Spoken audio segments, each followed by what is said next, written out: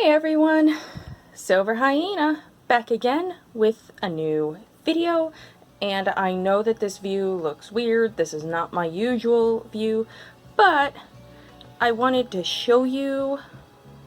Okay, there's my cat sneaking into view, but I really wanted to show you my light boxes.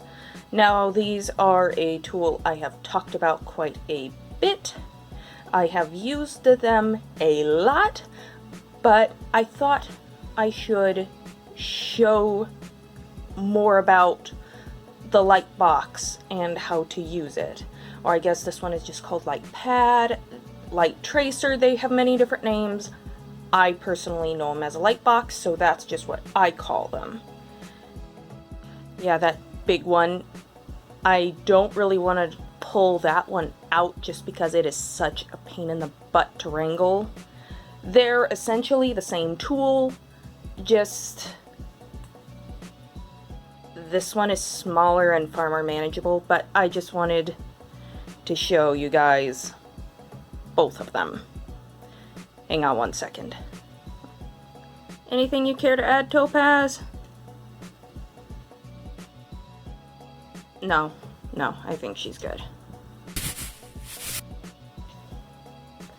Okay, I personally just like to keep everything in the box it came in. It just makes things that much easier.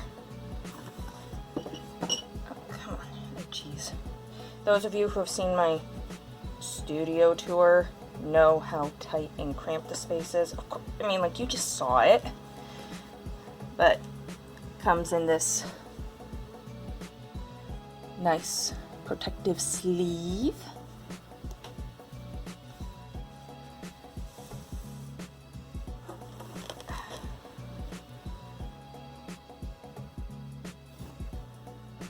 There you have it. It's pretty simple.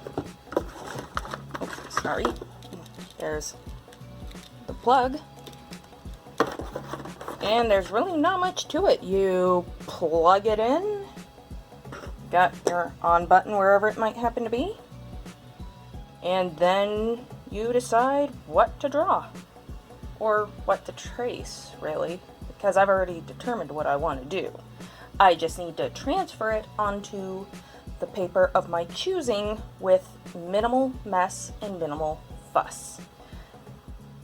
This thing, I honestly don't know what I would do without it. Alrighty.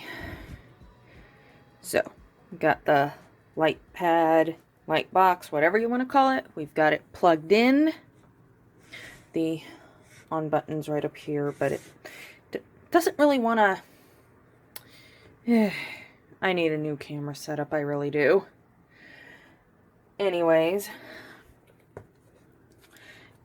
this was the drawing I did in the last video, in the sketchbook, and we are going to transfer it. Hang on a sec. We're going to transfer it onto this Canson marker paper. Now then, this paper, it's really intriguing because unlike the Strathmore unlike the Strathmore marker paper that is really, really thick, almost thicker than cardstock, this is thinner than computer paper. But it's for markers, so we're gonna try this out. And while there are many different ways to trace your artwork, you can use something as simple as a pencil. You can use the pen ink directly. Me personally, I'm going to do the tracing in color. I figured that I want to do one in color, and then I've also got another design that I wanted to show doing it in ink directly. So without further ado, one of the most important things when working on this is securing. Hang on, I gotta scoot something out of the way. You do not want your image sliding around. Because if you just do this and then put the paper on top, and as you're working something slides, sometimes getting your footing back, so to speak, can just be a nightmare. So, how to prevent this travesty from happening in the first place? You can use some masking tape, or, hang on, I forgot to get it out, give me a minute. Okay, we're back. Anyways, you could also use some washi tape. Now, masking tape is a lot sturdier, however, washi tape is a lot kinder to the paper. So, sometimes it can be situational, sometimes it can be, it depends on what you've got. For this, I'm actually going to go with the washi tape because this paper I'm using is so thin. I'm worried that the masking tape might be a little bit too much for it. So one of the things I like to do is I like to turn on the Lightbox. So that way I know exactly where the light is coming from and where to secure the original sketch. And I try to tape it down in spots that there's not really much there. Now I know that on some pieces you can't really do that.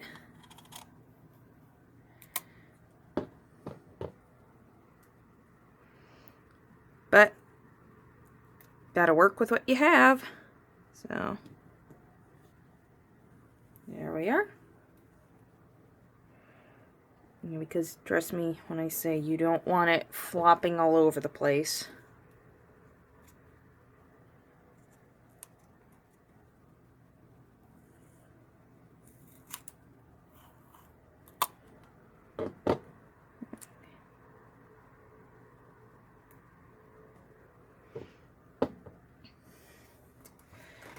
Then, once your sketch is secure, you want to get your paper.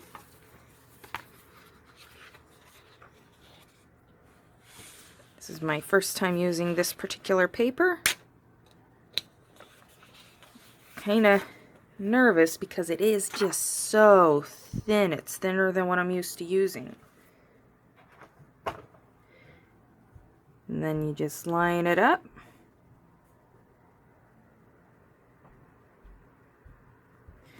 And the thing about doing the thing about transferring your artwork this way is even if snobs call you tracer, you're a tracer, keep in mind that if it's your own original sketch, it's your own original art. So online snobs can just go pound sand as far as I'm concerned. And already there's mysterious things trying to float onto paper and infect it. Okay. Gonna try to line up new strips of tape with where I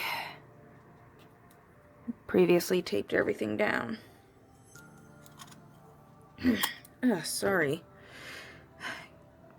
Sounds like I got a little bit of a frog in my throat.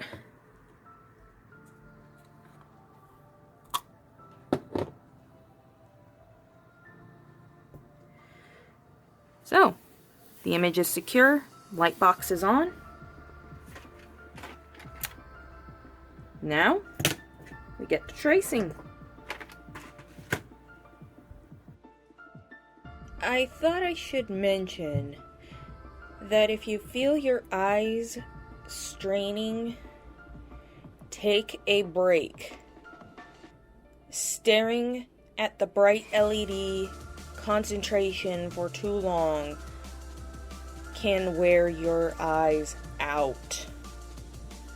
Also, if you're using a large light box, like the one that you saw leaning against my computer chair, but want to trace a small image, find some things to cover up the excess light. I've used books, I've used towels, shirts, DVD cases. Trust me, your eyes will thank you. I'm really surprised that I haven't seen more people utilizing this tool. Honestly, like I said earlier, I do not know what I would do without it.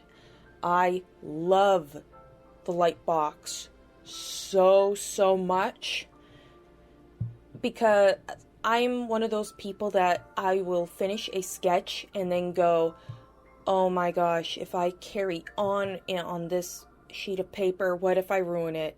Oh no. If only I had a copy. Well, this is one way to get it.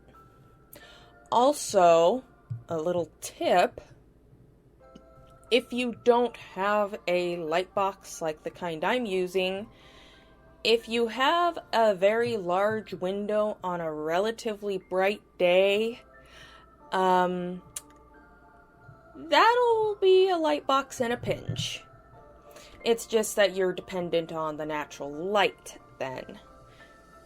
So, I have not used this technique before, but my mom mentioned it, and I think she's done it before in a pinch. Oh, maybe that's an idea. I should try that. New video idea. Excellent.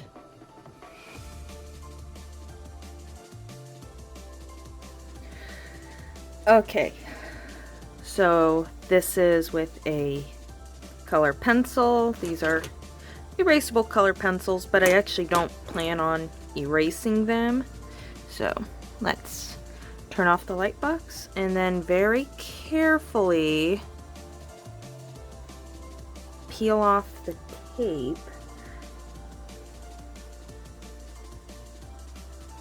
Because you don't want to accidentally shred your finished piece. That would just be a travesty and sad.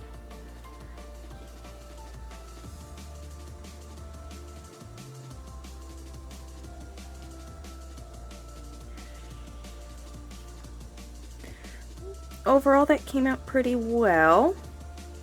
I am going to go over this with ink, but I also thought that you guys might like to see tracing with ink directly onto whatever your finished piece is going to be. So I'll have that loaded in just a moment.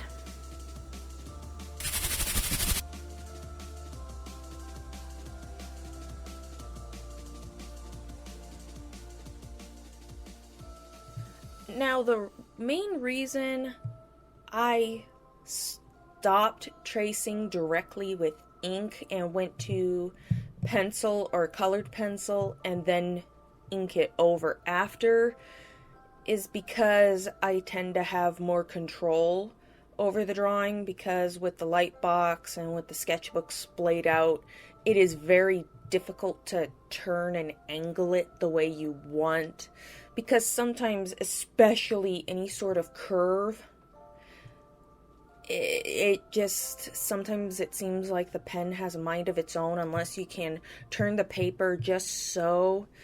Anybody who's worked with pen and ink knows what I'm talking about. That sometimes it can just be possessed by a demon or something. At least it feels that way to me. But you can only thicken up a line to cover up a mistake so many times before it starts to just look obvious. So I have found I have had much fewer mishaps and mistakes when I trace with pencil or colored pencil and then ink over that.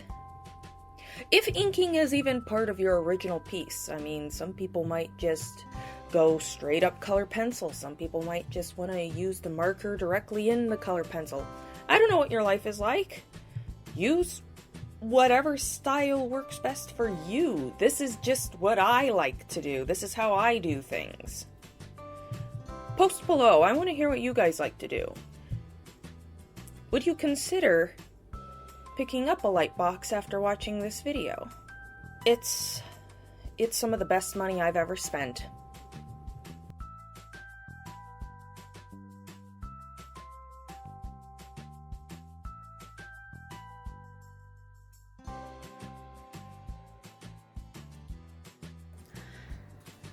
Alright, here's a bit of a comparison.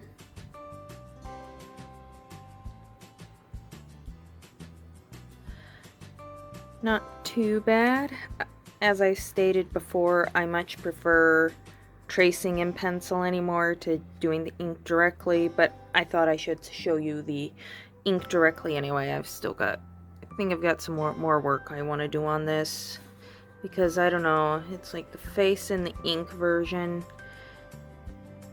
The more I look at it, the more I'm not sure everything is right, but it could just be me being uber fussy, as I usually am.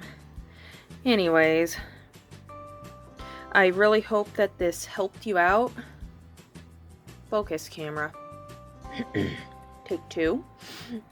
I really hope that this helped you out in some way, and I would highly consider investing in a Lightbox. This one, it was about 100. Hang on, I've got the box. The regular price was around $170, but I got it on sale at Hobby Lobby for $105 plus tax. So while it may be expensive, it's worth it. However, there are other Lightbox brands that are less expensive, so you might just want to shop around and see what you can get.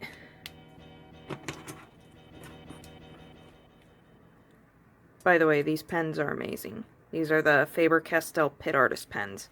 I love these things.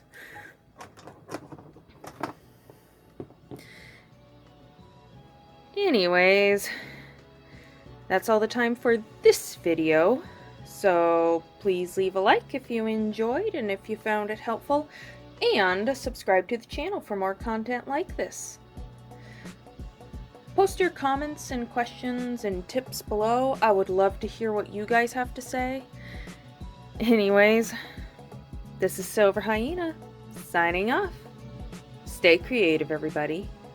Bye!